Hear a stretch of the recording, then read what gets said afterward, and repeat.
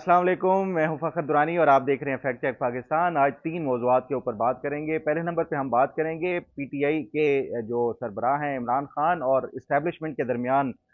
सुलह सफ़ाई और तस्फ़िया कराने के लिए एक आलिम दीन ने किरदार अदा किया, लेकिन उसके बावजूद वो कामयाब नहीं हो सके। इस्टेब्लिशमेंट और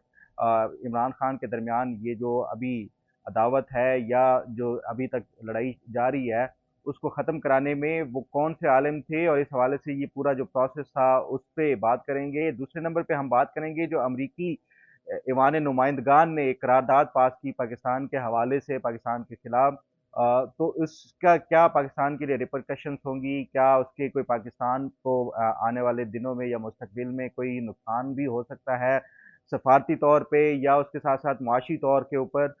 इस पे भी तफसील के साथ बात करेंगे। तीसरे नंबर पे हम बात करेंगे, आज पीटीआई ने एक दरख्वास्त दायर की है सुप्रीम कोर्ट में कि उनका जो पार्टी सिंबल का निशान छीना गया था सुप्रीम कोर्ट के फैसले की रोशनी में,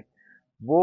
उसकी जो रिव्यू है, वो ये 13 रुकनी जो फुल कोर्ट है वो उसके सामने लगाई जाए। इस पे भी बात करेंगे कि इसके कानूनी और आईनी पहलू क्या है, क्या पीटीआई को इस जो आईनी दरख्वास्त है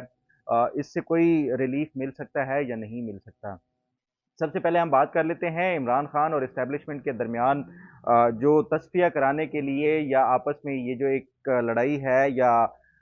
इख्तलाफात हैं वो ख़त्म कराने के लिए ये आज एक अंसार अब्बासी साहब ने भी इस हवाले से खबर छापी है दी न्यूज़ में, जो एडिटर इन्वेस्टिगेशन है दी न्यूज़ के, उन्होंने भी कि एक अहम आलिम दीन ने इस हवाले से बड़ा अहम किरदार अदा किया था और इस्टेब्लिशमेंट और इमरान खान के दरमियान ये जो आपस में इख्तलाफात हैं उसको ख़त्म करने के हवाले से उन्होंने कुछ मुलाकातें भी की, और उसके साथ साथ ये जो इख्तलाफात हैं जनरल आसिम मुनीर ख़ास तौर पे और इमरान खान के दरमियान, उसको ताकि ख़त्म किया जा सके, लेकिन वो कामयाब नहीं हो सके। और ये अंसार अब्बासी साहब की खबर के मुताबिक ये जो तमाम तर कोशिशें थी ये 8 फरवरी के इलेक्शन से पहले की थी। उसके बाद जो है वो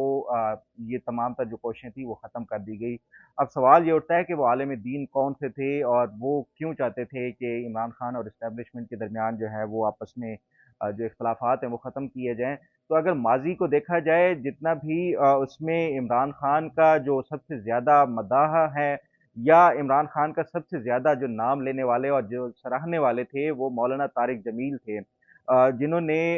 ना सिर्फ इमरान खान को बतौर एक वज़ीर-ए-आज़म के सराहा था, बल्कि उनका एक जो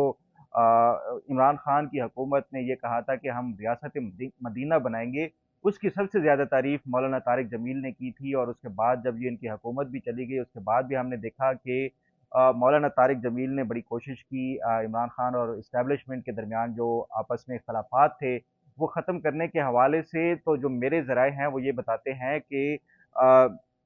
ये जो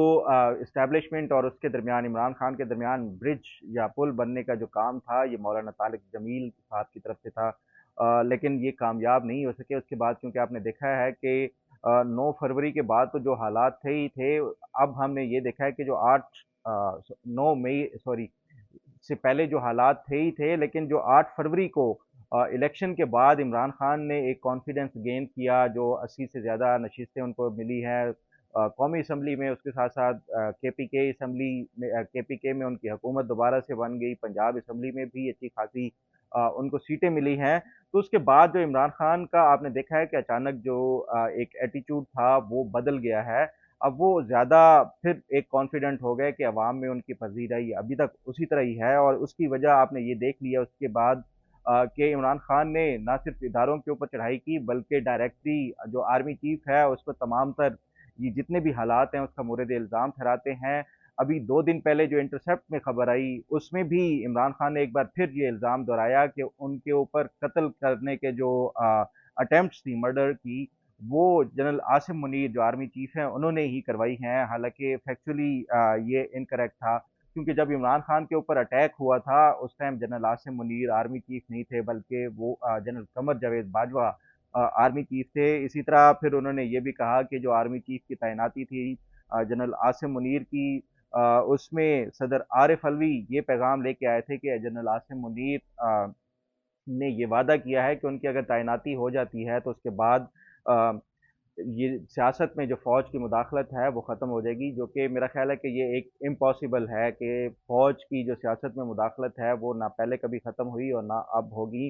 تو میرا خیال ہے کہ یہ جو عمران خان کی طرف سے جو رویہ ہے اس کے بعد ابھی فی الحال کوئی اس طرح کی جو اسٹیبلشمنٹ اور خاص طور پہ جو موجودہ ملٹری قیادت ہے اور عمران خان کے درمیان یہ جو اختلافات ہیں یہ کوئی بہت جلدی ختم ہونے والے نہیں ہیں۔ اب اس پہ کیا مزید آگے کوئی پیش رفت ہوتی ہے اس پہ بھی آپ کو جیسے جیسے کوئی ہوگی انفارمیشن ہوگی آپ کو اپڈیٹ ضرور کرتا رہوں گا۔ اب بات کرتے ہیں جو امریکی ایوان نمائندگان کی طرف سے ایک قرارداد پاس کی گئی اور اس کے بعد ہم نے دیکھا ہے کہ پاکستان کی کل جو قومی اسمبلی تھی انہوں نے بھی اس امریکہ کے خلاف ایک قرارداد کی ہے، پاس کی ہے۔ اس میں صرف پی ٹی آئی جو سنی اتحاد کونسل ہے اس نے مخالفت کی، باقی تمام تر جو سیاسی جماعتیں تھیں انہوں نے اس کے حق میں جو ہے وہ ووٹ دیا ہے۔ تو یہ جو حالات نظر آ رہے ہیں بظاہر امریکہ اور پاکستان کے، یہ بظاہر تو کوئی شدید نوعیت کے نہیں ہے کہ جس سے دونوں ممالک کے جو آپس میں ریلیشنز ہیں وہ خراب ہو سکیں، لیکن میرا خیال ہے کہ اس سے جو ان دا لانگ ٹرم اگر یہ دیکھا جائے تو اگر پاکستان اسی طرح آپ نے دیکھا کہ پہلے جب یہ سائفر آیا تھا ڈیمارش کیا گیا تھا، ابھی ایک ریزولوشن کے اوپر انہوں نے جو ہے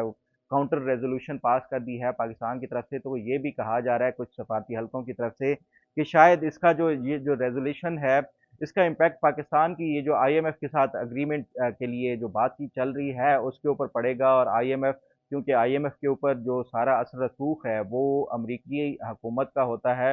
تو اس سے امپیکٹ پڑ سکتا ہے کہ پاکستان کو یہ جو آئی ایم ایف کا پیکج ہے وہ ملنے میں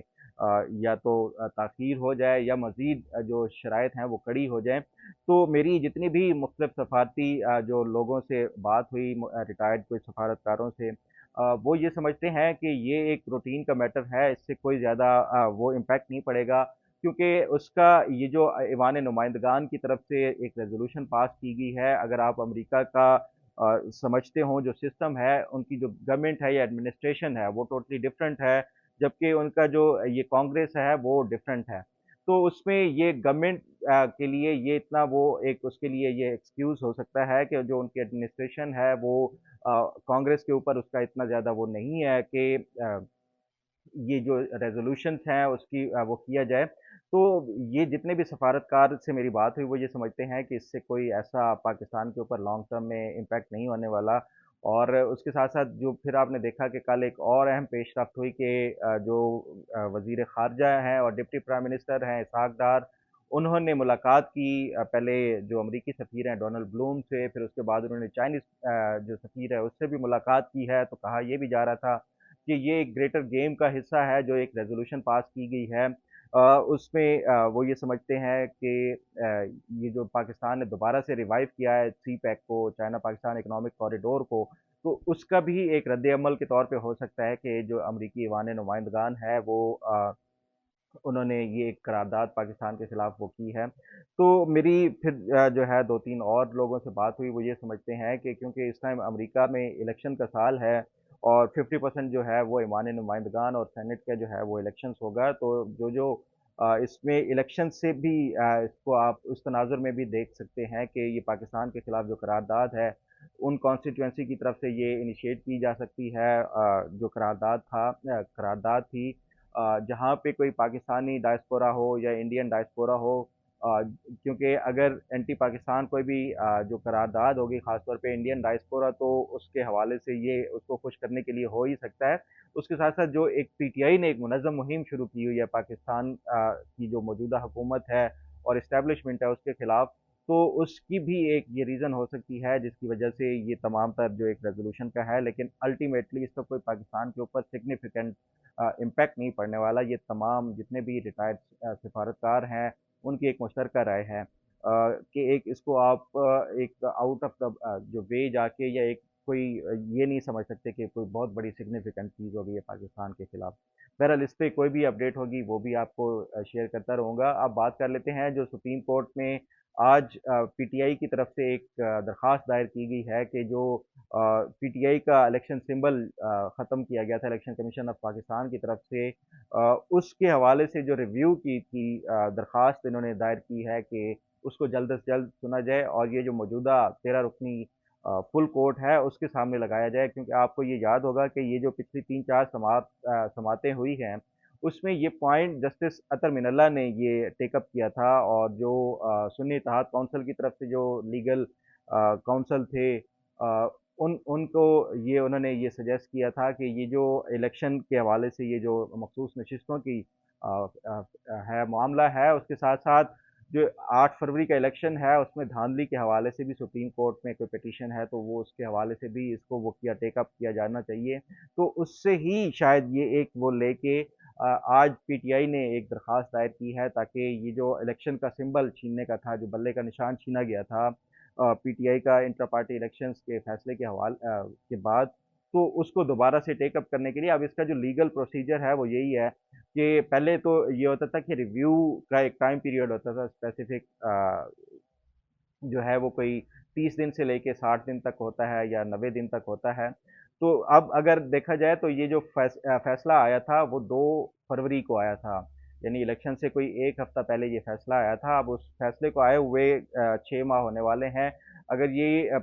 پی ٹی آئی کی طرف سے پہلے کوئی درخواست دائر کی گئی ہے ریویو کی، تو وہ ایک ڈفرینٹ چیز ہے۔ اگر یہ فریش ہے تو پھر میرا خیال ہے کہ یہ وہ ان کے لیے مشکل ہوگا، لیکن اگر یہ پہلے سے ہے اور اس کو ارلی ہیئرنگ کے لیے اور ساتھ ساتھ یہ اس کے لیے وہ لارجر بینچ کے لیے کیا جا رہا ہے، تو پھر تو یہ جو بینچ ہے وہ اس کی ثوابدید ہے، بلکہ یہ بینچ کی نہیں ہے۔ یہ جو سپریم کورٹ کا پریکٹس اینڈ پروسیجر بل پاس کیا گیا ہے، اس کے بعد یہ 3 رکنی کمیٹی اب یہ طے کرے گی کہ آیا یہ جو اس ریویو کی جو درخواست ہے اس کو ٹیک اپ کیا جانا چاہیے یا نہیں کیا جانا چاہیے اس 13 رکنی بینچ کے سامنے۔ تو یہ 3 رکنی جو کمیٹی ہوگی اس میں جسٹس منصور علی شاہ، جسٹس قاضی فائز عیسیٰ اور اس کے ساتھ ساتھ جسٹس منیب اختر یہ فیصلہ کریں گے کہ اس کا یہ جو جو پی ٹی آئی کی طرف سے یہ درخواست ہے اس کا کیا کیا جانا چاہیے۔ لیکن یہ ایک بظاہر ایسا لگ رہا ہے کہ جو پی ٹی آئی ہے وہ ایک چیس گیم جو ہے وہ اس کو دوبارہ سے انہوں نے بچھایا ہوا ہے، کیونکہ قاضی فائز عیسیٰ کے صرف 3 یا 4 ماہ رہ گئے ہیں، اس میں سے بھی 2-3 ماہ کی چھٹیاں ہوں گی گرمیوں کی، تو اس کے بعد انہوں نے اکتوبر میں ریٹائر ہونا ہے، تو اس سے پہلے جتنا ہو سکتا ہے وہ ان کو بزی رکھا جائے، اور اس حوالے سے یہ جو ان کی ایک لیگیسی ہے اس کو کنٹراورشل بنانے کے حوالے سے یہ تمام تر وہ کیا جا رہا ہے۔ لیکن یہ کیا سوال یہ بھی ہے کہ یہ اس پٹیشن سے یا اس ریویو پٹیشن سے کیا جو پی ٹی آئی کو یہ مخصوص نشستوں والا جو فیصلہ ہے اس کے حق میں آ سکتا ہے یا نہیں آ سکتا، اور کیا مخصوص نشستیں ان کو مل سکتی ہیں یا نہیں مل سکتی۔ دیکھیں یہ جو لیگل گیمز ہیں یا اس طرح کی جو چیس کی گیمز ہیں، یہ جتنی آپ کھیلتے رہیں، لیکن جو ایک حقائق ہیں، جو فیکٹس ہیں اور جو آئین اور قانون ہے وہ اس سے ٹوٹلی جو ہے یہ چیزیں ہٹ کے ہیں، اور آئین اور قانون کے مطابق جب فیصلہ ہوگا تو اس میں آئین میں اور قانون جو ریلیونٹ قانون ہے اس میں اوپنلی اور بالکل واضح طور پہ یہ لکھ دیا گیا ہے کہ یہ سیٹیں کس کو ملنی ہے۔ ان سیاسی جماعتوں کو ملنی ہے جنہوں نے الیکشن میں حصہ لیا، اور ان سیاسی جماعتوں کو ملنی ہے جنہوں نے اپنی مخصوص نشستوں کے لیے لسٹیں الیکشن سے پہلے ایک پراپر جو ایک ٹائم فریم ہے اس کے اندر جمع کرائی تھی۔ تو یہ جتنی بھی درخواستیں ہیں میرا خیال ہے کہ یہ فیوٹائل ایک ایکسرسائز ہوگی۔ اب اس کا فیصلہ کیا ہوتا ہے یہ شاید اگلے ہفتے کو اس حوالے سے یہ پتہ چل جائے گا کہ کیا ان کی یہ جو درخواست ہے اس کو ٹیک اپ کیا جا سکتا ہے یا نہیں کیا جا سکتا، اور مخصوص نشستوں والا فیصلے پہ جو کیس ہے اس پہ اگلے ہفتے کیا اس پہ پیش رفت ہوتی ہے وہ بھی آپ کو ضرور آگاہ کرتا رہوں گا۔ امید ہے آپ کو آج کا پروگرام بھی پسند آئے گا۔ اللہ تعالیٰ آپ کا حامی و ناصر ہو۔ اللہ حافظ۔